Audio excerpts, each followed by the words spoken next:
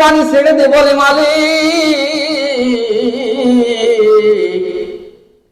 এই মাটিগুলো চেনতে কত কষ্ট আমি করেছি, এই পাতিলগুলো বানাইতে আমার অনেক কষ্ট হয়েছে, এত সুন্দর জিগজিগা করে আমি পাতিলগুলো বানাইলাম, এই হাড়িগুলো ভাঙতে আমার কলিজায় টান লাগে রে আল্লাহ, আমার কলিজায় টান লাগে, আমার কষ্ট হয়। আল্লাহ আপনি বললেন তোমার কলিজায় আঘাত লাগে সাধারণত, জীবন নাই, কথা বলতে পারে না, চলতেও পারে না, তোমার হাত দিয়ে মাইটা হাড়িগুলো ভাঙতে কষ্ট হয়, তুমি আমার কাছে দোয়া করার কারণে তোমার নৌকার ওই কটা প্রাণী আর ওই কয়জন মানুষ বাদে তামাম পৃথিবীর সমস্ত মানুষকে আমি আল্লাহ পাথরের পাহাড়ের সাথে পানি দিয়া সুবাইয়া তাদের আশ্রয়ে মেরে ফেলেছি। এই মানুষগুলো যখন বলেছিল মাবুদ তুমি আমাকে রক্ষা করো, তুমি আমাদেরকে রক্ষা করো, নূরে আমি তোমার কথা শুনেছি কিন্তু আমার ওই বান্দা বান্দীদেরকে আমি মেরে ফেলেছি, তারা যতই নাফরমানি করুক ওই মানুষগুলো তো আমি আল্লাহ আমার হাত দিয়ে আমি তৈরি করেছিলাম। আমার ভাইরা, যে জান্নাতের আশায় আমরা বসে আছি, এই জান্নাত আল্লাহ পাক আমাদেরকে দিবেন। এই জান্নাতের দৈর্ঘ্য কত বড়, বুখারীর ভিতরে হাদিস এসেছে, আল্লাহর নবী বলেছেন সবচাইতে ছোট জান্নাত যে ব্যক্তিকে দেওয়া হবে, এই পৃথিবীর সমান 10টা পৃথিবী যোগ করে এর 2টা জান্নাত, সবচাইতে ছোট জান্নাত আল্লাহ ব্যক্তিকে আল্লাহ দিবে। সুবহানাল্লাহ। এই জান্নাত এত বড়,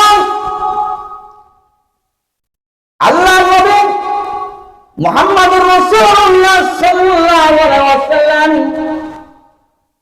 একদিন জিবরিলকে ডাক দিয়ে বললেন, জিবরিল রে, ওয়াহিনা ইয়াতামাসসালু লিল মালাকু রাজুলা, নবীজির যে কয়েকজন সাহাবী ছিল তার ভিতরে একজন সাহাবী, কয়েকজনের ভিতরে সর্বশ্রেষ্ঠ সুন্দরের ভিতরে সুন্দর চেহারাবান একজন সাহাবী ছিল, যার নাম হলো দারিয়া কালবি।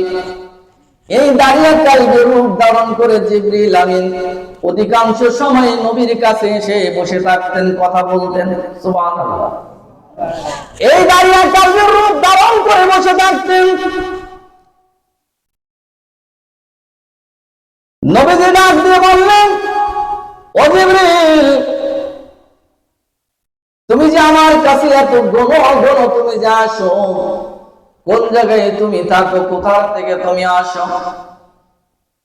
জিবরিল ডাক দিয়ে বললেন, হে রাসূলুল্লাহ,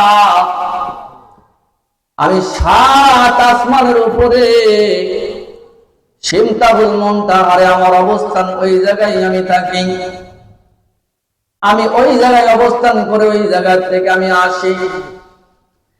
এই পৃথিবী থেকে যে সূর্যটা দেখা যায়, এই সূর্যটা পৃথিবীর থেকে 9,30,00,000 মাইল উপরে অবস্থান করছে। এই সূর্যটা পৃথিবীর থেকে দেখা যায়, পৃথিবীর থেকে 3,30,000 গুণ বড় হলো চাঁদ, এই চাঁদের থেকে 13.5 গুণ বড় হলো সূর্য। এই সূর্য 9,30,00,000 মাইল উপরে অবস্থান করছেন। তাহলে আসমান কত উপরে? জিবরিলকে ডাক দিয়ে বললেন, জিবরিল, এত তাড়াতাড়ি কেমন করে তুমি আমার কাছে আসো? কি করে সম্ভব এত দ্রুত চলে আসো? জিবরিল ডাক দিয়ে বললেন, ইয়া রাসূলুল্লাহ, আল্লাহ পাক আমার 600 কোট পাখা দিয়েছে, ডানা দিয়েছে। কয়শো? 600। কয় মিনিট বসেন। 600। এই 600 পাখার ভিতরে একটা পাখা দিয়ে আমি যখন জমিন থেকে বাড়ি দিই, হালকা এক বাড়ি দিলে 1 সেকেন্ডের ভিতরে প্রথম আসমানে আমি পৌঁছে যাই। সুবহানাল্লাহ। 1 সেকেন্ড লাগে আমার এক এক আসমান পার হতে নবী গো আমি কত দ্রুত চলতে পারি শুনুন। ইউসুফ আলাইহিস সালাতু ওয়াস সালামের ভাইরা যখন ইউসুফ পয়গম্বরকে কুয়ার ভিতরে ফেলে দিয়েছিল, আমি তখন সিমতাউল মুনতাহারে 7 আসমানের উপরে কোন এক কাজে আমি ছিলাম। আল্লাহ ডাক দিয়ে বললেন, জিবরাইল জলদি যা, আমার পয়গম্বর পানিতে পড়ার আগে তুই যে তাকে রক্ষা কর। আমি ওই জায়গার থেকে আমার 600 পাখা ছেড়ে দিয়ে এসে আমি পানিতে পড়ার আগে আমি তাকে পানির উপরে তুলে ধরেছিলাম। ইয়া রাসূলুল্লাহ, আমি এইভাবে এত দ্রুত চলতে পারি। তবে শুনুন একটা কথা, আমার যে 600 আল্লাহ পাখা দিয়েছে, এই 600 পাখা আমি ব্যবহার করি না, 2টা পাখা আমি ব্যবহার করি।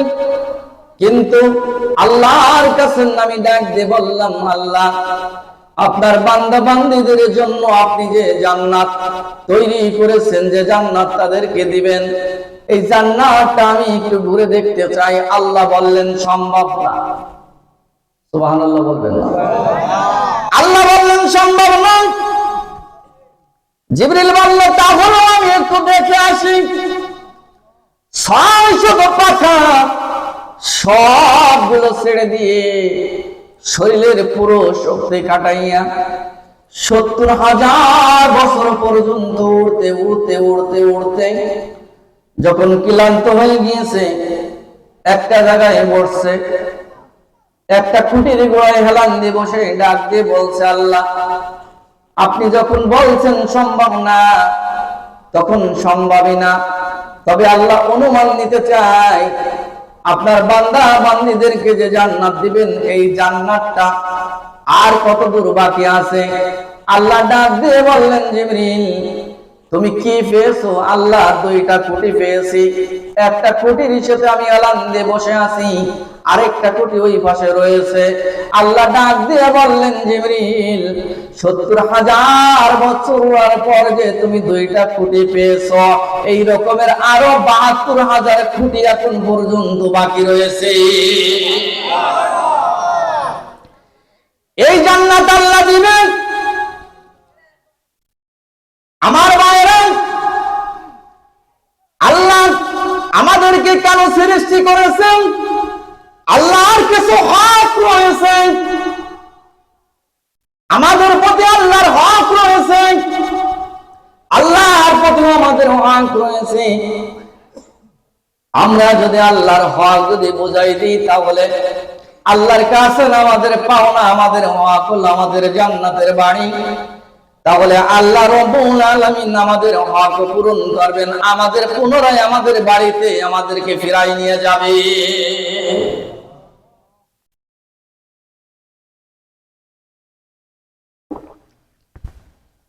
আমি আপনাদের কাছে প্রশ্ন করতেছি, এখন হলো ওয়াজ শুরু হবে। আমরা এই জায়গায় যারা বসে আছি, গতকাল ছিলাম কি? কথা বলবেন? গতকাল ছিলাম, আজকে আছি, কালকে কি থাকবো? থাকবো না। ঠিক এরকম ভাবে আমাদের বয়স যাদের 60 বছর হয়েছে, 60 বছর আগে এই পৃথিবীতে আমাদের কোনো অস্তিত্ব ছিল না, কোনো নামগন্ধ ছিল না। যাদের বয়স 40 হয়েছে, 41 বছর আগে আমাদের কেউ চিনত না। আমরা একদিন এই পৃথিবীতে ছিলাম না, এখন আসি, আবার একদিন আমরা এই পৃথিবীতে থাকবো না। যেরকম মানুষ আমাদেরকে চিনত না, এখন চেনে, আবার ভবিষ্যতে কোনো একদিন আমাদের নাম গন্ধ থাকবে না, আমাদের কেউ চিনবে না। আমরা সব ছিলাম জান্নাতে, জান্নাত থেকে আল্লাহ পাঠালেন পৃথিবীতে।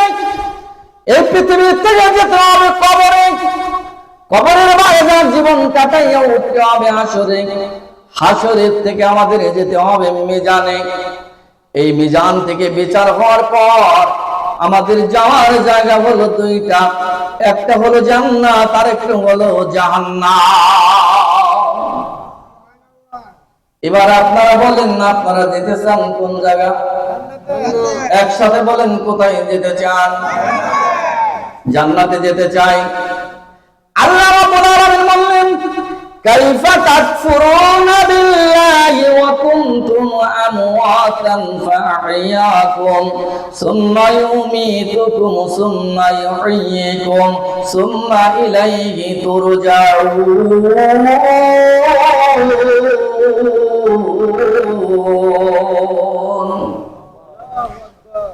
এক নম্বর পারা 2 নম্বর সূরা বাকারার 28 নং আয়াতটা আল্লাহ বললেন, কেমন করে তোমরা আল্লাহকে অবিশ্বাস করতে পারো, কেমন করে তোমরা আল্লাহকে অস্বীকার করতে পারো?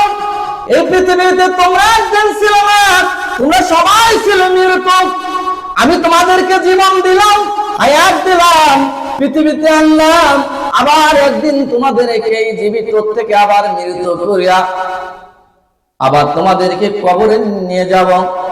ও দুনিয়ার মানুষ, তোমরা এবার নিয়ে ঠিক করো। সবাই আসলা জান্নাত থেকে, কিন্তু যাওয়ার পরে হাসরের মাঠে যাওয়ার পথ হলো 2টা, একটা হলো জান্নাত আর একটা হলো জাহান্নাম। এবার তোমরা নিয়ে ঠিক করো, তোমরা কোথায় যেতে চাও?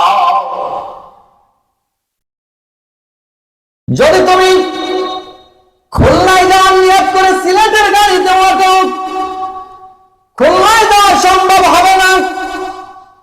কক্সবাজার নিয়ত করে যদি ময়মনসিংহের গাড়িতে ওঠো, কক্সবাজারে পৌঁছবে না। দুনিয়ার মানুষেরা, যদি তোমরা জান্নাতের আশা করো আর জাহান্নামের কাজ তোমরা যদি কি করতে থাকো, তাহলে তোমরাও জান্নাতে যেতে পারবে না। তার জন্য ও দুনিয়ার মানুষেরা, তোমরা শোনো, জান্নাতের কথা আল্লাহ বললেন। তোমরা যদি জান্নাতে যেতে চাও, তাহলে তোমরা নিয়ত করো, ومن أراد الآخرة وسعى لها سعيها وهو مؤمن فأولئك كان سعيهم مشكورا।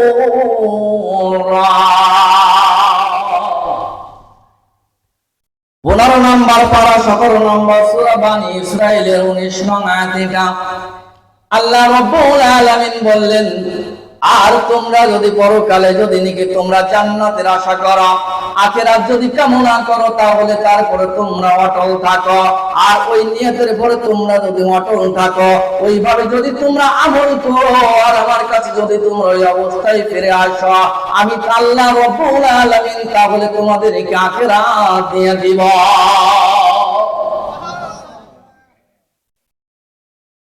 মান কানা ইউরিদু হায়াতাদ দুনিয়া وزينتها نوفي إليهم أعمالهم فيها وهم فيها لا يبخسون। 11 নম্বর সূরা হুদের 15 নং আয়াতটা, আর পার্থিব জীবনে যদি তোমরা দুনিয়ার ভোগ বিলাস যদি দুনিয়া কামনা করো, বাড়ি চাও, গাড়ি চাও, নারী চাও, টাকা চাও, পয়সা চাও, আমি আল্লাহ রাব্বুল আলামিন তোমাদেরকে আমি আল্লাহ দুনিয়া দিয়ে দিব। তোমরা যেটা চাও সেইটা তোমাদেরকে দিব।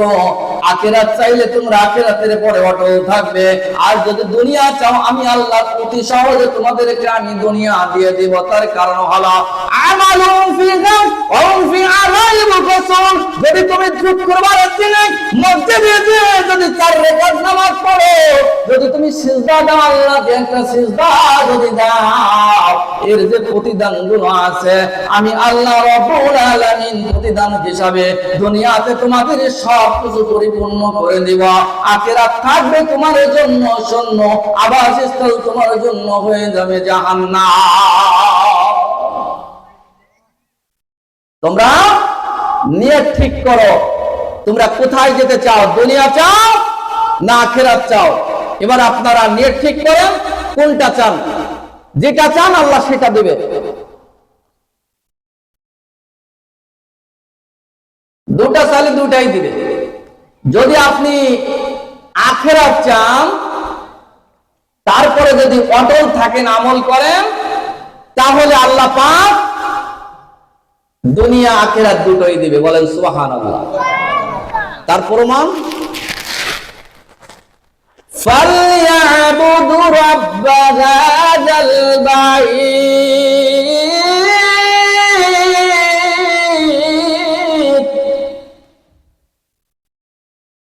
অতঃপর তোমরা যদি বাইতের মালিকের ইবাদত করো, বাইতের মালিক কেডা? তাহলে আমি আল্লাহ রাব্বুল আলামিন তোমাদেরকে এই পৃথিবীতে আমি দুইটা নগদে পুরস্কার দিব। কয়টা? দুইটা।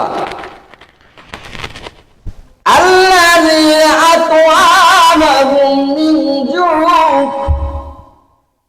এক নাম্বার তোমাদের কোনো অভাব রাখবো না, ক্ষুধা লাগলে আমি আল্লাহ তোমাদেরকে খাওয়াবো।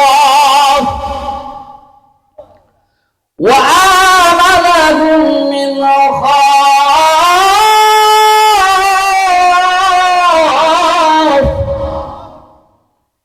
আর তোমরা যদি বিপদে পড়ে যাও আমি আল্লাহ রাব্বুল আলামিন তোমাদেরকে সাহায্য করব। তাতানাজ্জালু আলাইহিমুল মালাইকাতু আল্লা তাখাফু ওয়া লা তাহজানু ওয়া আবশিরু বিল জান্নাতিল্লাতী কুনতুম তুআদুন।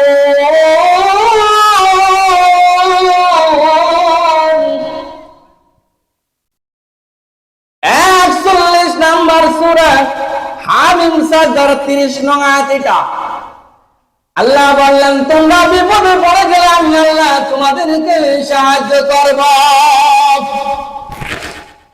তোমাদের কোনো ভয় নাই, তোমাদের কোনো চিন্তা নাই, আর তোমাদের মৃত্যুর পরে কবরে কোনো আযাব হবে না। মৃত্যুর পরে জান্নাতের সাথে আমি আল্লাহ তোমাদেরকে যোগাযোগ করে দিব। তাহলে আল্লাহর ইবাদত করা লাগবে কি? কথা বলেন, আল্লাহ ইবাদত করা লাগবে? আল্লাহর ইবাদত যদি করতে হয় তাহলে দুইটা জিনিস লাগবে। কয়টা? দুইটা। আমিনু কামা আমানান নাস, ঈমান আনো তোমাদের পূর্বের লোকদের মতো, সাহাবীদের মতো। সাহাবীদের পরিবার যারা পৃথিবীতে ঈমান এনেছিল তাদেরকে করাত দিয়ে ফেলে দুই ভাগ করা হয়েছিল, তেলের কড়ার ভিতরে পোড়ায় মারা হয়েছিল, তাদেরকে জবাই করা হয়েছিল। ঈমান আনলে তোমাদের বিপদ আসবে, কিন্তু যদি এই জান্নাতে তোমাদের ফিরে যেতে হয় তাহলে ঈমান আর আমল এই দুটো জিনিসই তোমাদের নিয়ে আসতে হবে। নেগেটিভ আর পজিটিভ ছাড়া যেরকম লাইট জ্বলে না, ঈমান আছে আমল নাই, আমল আছে ঈমান নাই। এই আমল এই ইবাদত দিয়ে আপনার জন্য জান্নাত নাই, আছে জান্নাত নাই। আল্লাহ রাব্বুল আলামিন বললেন ও দুনিয়ার মানুষেরা, যদি তোমরা ঈমান আর আমল যদি তোমরা পরিপূর্ণতায় আসো আমি আল্লাহ রাব্বুল আলামিন তোমাদেরকে আসমান আর জমিনের দরজা তোমাদের জন্য খুলে দেব। ঈমান আর আমল যদি তোমরা নিয়ে যদি কবরে আসো তাহলে কবরের ভিতরে শান্তিতে ঘুমাই থাকতে পারবেন। আর যদি আল্লাহর হুকুম ছাড়া যদি ঈমান হারা হয়ে যদি তুমি কবরে যাও, দুনিয়ার মানুষ কবর এমন একটা জায়গা যে জায়গায় একজনই যায়, দুইজন যায় না, যে জায়গায় কেউ কাউরে সাহায্য করতে পারে না। যদি তুমি ঈমান হারা হয়ে যদি কবরে যাও আর তোমার ছেলে মেয়েরা যদি হাজার হাজার গরু জবাই করে যদি কাবার ইমাম দিয়ে তোমার জানাজা পাইয়া তামাম পৃথিবীর সমস্ত মসজিদের ইমাম দিয়ে যদি মুক্তাদি বানাইয়া যদি দোয়া করে, মনে রেখো কবরের শাস্তি থেকে হাজার গরু খাওয়াইও তোমাকে দোয়া করে কবর আযাব থেকে রক্ষা করতে পারবে না। দুনিয়া থেকে যদি তুমি কবর আযাব যদি তুমি নিজে ক্ষমা করে যদি না যাও, দোয়া করে কেউ তোমাকে পার করতে পারবে না। আব্দুল্লাহ ইবনে উবাই ইবনে সুলুল, এই ব্যক্তি 5 ওয়াক্ত নামাজ পড়তো, হজ করেছিল, হাজী ছিল। এই ব্যক্তি নবীজির সাথে সহচর ছিল, টুপি ছিল, পাগড়ি ছিল, জুব্বা ছিল, সবকিছু ছিল। এই উবাই ইবনে সুলুল যখন মারা গেল, তার ছেলে আব্দুল্লাহ এসে বললেন, ইয়া রাসূলুল্লাহ, আপনার গায়ের একটা জুব্বা আমার আব্বাকে দিন কাফনের কাপড়ের জন্য। নবীজি বললেন, এই নাও আমার গায়ের ব্যবহার করা একটা জুব্বা তোমার বাবাকে দিলাম, গোসল দাও। নবী নিজে জানাজার সালাত আদায় করলেন, জানাজা পড়ালেন, কবরে নামায় শোয়াই দিলেন। কবরের পাশে দাঁড়াইয়া দোয়া করতেছে, মাবুদ আমার আব্দুল্লাহ ইবনে সুলুলকে তুমি মাফ করে দাও, আব্দুল্লাহ ইবনে সুলুলকে তুমি মাফ করে দাও। আল্লাহ রাব্বুল আলামিন সূরা তাওবা 9 নম্বর সূরা 80 নম্বর আয়াত নাযিল করলেন। আল্লাহ বললেন, ইস্তাগফির লাহুম, নবী গো আপনি দোয়া করেন, আল্লাহ তাস্তাগফির লাহুম, অথবা দোয়া নাই করেন, ইন তাস্তাগফির লাহুম 70 মাররাতা, যদি আপনি 70 বার যদি দোয়া করেন, ফালা ইয়াগফিরুল্লাহু লাহুম, অতঃপর আমি আল্লাহ ক্ষমা করব না। জালিকা বিআন্নাহুম, এ কারণে ক্ষমা করব না, কাফারু বিল্লাহি ওয়া রাসূলিহি, আল্লাহ এবং রাসূলের কথা আবার ঠিক করে চলেছে। এবার কথা বলুন, দোয়া করছে কে? কে দোয়া করছে? ঘুম আসতেছে? আল্লাহ নবী দোয়া করেছেন, এমন একজন ব্যক্তি দোয়া করেছেন, আল্লাহর পরে পৃথিবীতে যার স্থান, যার চাইতে সম্মানীয় মানুষ তাম পৃথিবীতে আর কিয়ামত পর্যন্ত কেউ আসবে না। ফাতেমা আবু জাহেলকে ডাক দিয়ে বলল, আমার আব্বাকে দেখেছেন?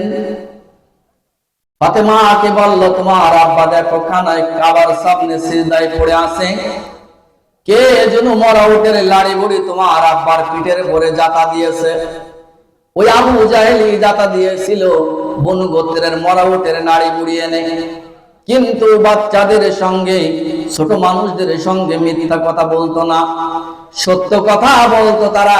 আবু জাহেল হলো, তারা জানতো এরা মাসুম ছোট মানুষ, এদের সঙ্গে মিথ্যা কথা বললে আল্লাহ গজব নাজিল করে। অমিনা জামিল খতা আল্লাহ সামুল কুতুব, সমস্ত পাপের মা হলো মিথ্যা কথা।